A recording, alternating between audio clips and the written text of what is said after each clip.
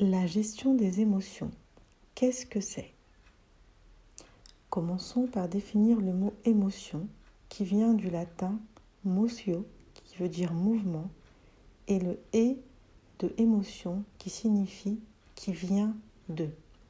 Cette étymologie indique très exactement le sens de ce mot.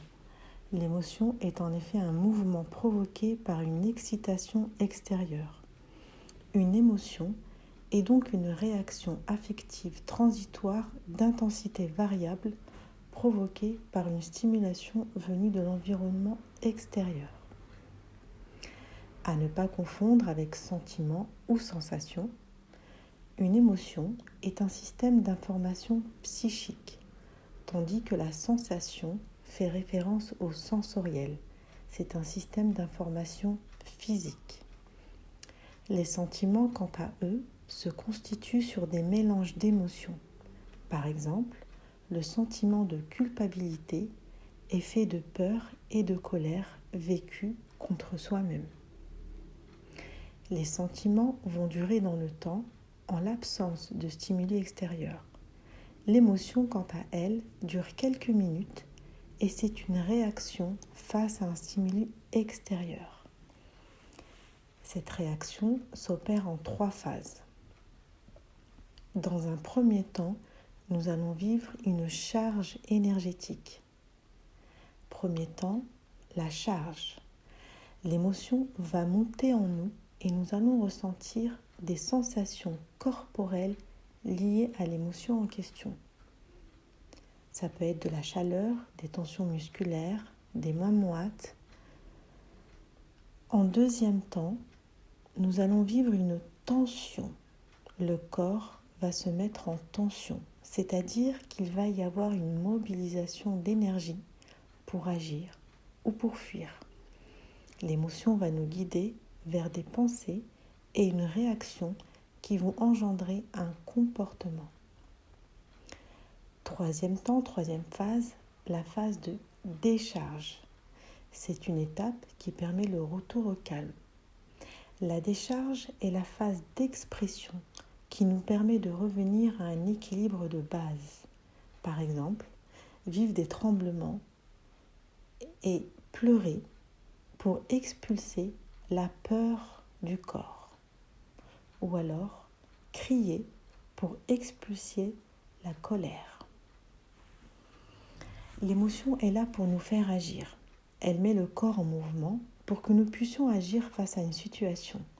Qu'elle soit agréable ou désagréable, les émotions nous aident à identifier nos besoins pour les combler et elles vont influencer la prise de nos décisions. L'émotion est personnelle à chacun et dépend de ce qui a été transmis par l'éducation, la culture, l'environnement et notre histoire de vie. Durant notre vie, et particulièrement durant notre enfance, nous avons vécu toutes sortes d'émotions. De ce fait, nous avons chacun et chacune conçu un mécanisme de défense ou d'attaque face aux situations qui ont provoqué ces émotions. Et c'est souvent ce qui pose problème dans notre vie d'adulte lorsque certains événements se reproduisent. La gestion des émotions, c'est une gestion de soi, de ce qui se passe en soi, de ce qui se passe à l'intérieur de soi. C'est un processus complexe qui consiste à reconnaître, à comprendre et à réguler nos réponses face aux différentes situations de la vie. Imaginons une personne qui reçoit une critique sévère et dévalorisante de son supérieur au travail. Cette personne peut être impactée émotionnellement. Elle peut ressentir à ce moment-là une certaine frustration ou de la colère ou de la peur. La gestion des émotions va lui permettre de prendre du recul, de comprendre pourquoi elle ressent ces émotions et de choisir une réponse constructive au lieu de réagir de manière impulsive comme crier ou à l'opposé se renfermer sur soi-même.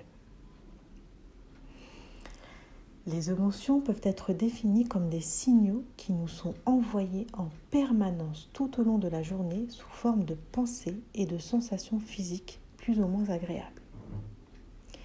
Imaginez-vous dans votre voiture. Un voyant s'allume sur votre tableau de bord. Si vous prenez le temps de le considérer, de le regarder, vous allez chercher à comprendre les messages que ce voyant vous renvoie. Peut-être êtes-vous en danger. Pour les émotions, c'est exactement la même chose qui se passe. Quand vous êtes traversé par une émotion, un voyant s'allume en vous et votre cerveau a un message pour vous.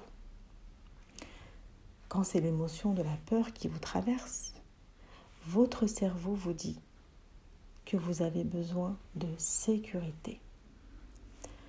Lorsque c'est la tristesse qui vous traverse, votre cerveau vous dit que vous avez besoin de faire le deuil, de tourner la page, de passer à autre chose. Et lorsque c'est la colère qui vous traverse, votre cerveau vous dit que vos valeurs ne sont pas respectées, que vos valeurs ne sont pas honorées. La gestion des émotions correspond à toute action entreprise pour gérer et comprendre l'intensité d'une expérience émotionnelle. La gestion des émotions nous enseigne sur nous-mêmes et nous permet de développer, de renforcer notre intelligence relationnelle. Elle améliore la relation avec nous-mêmes et donc la relation avec les autres.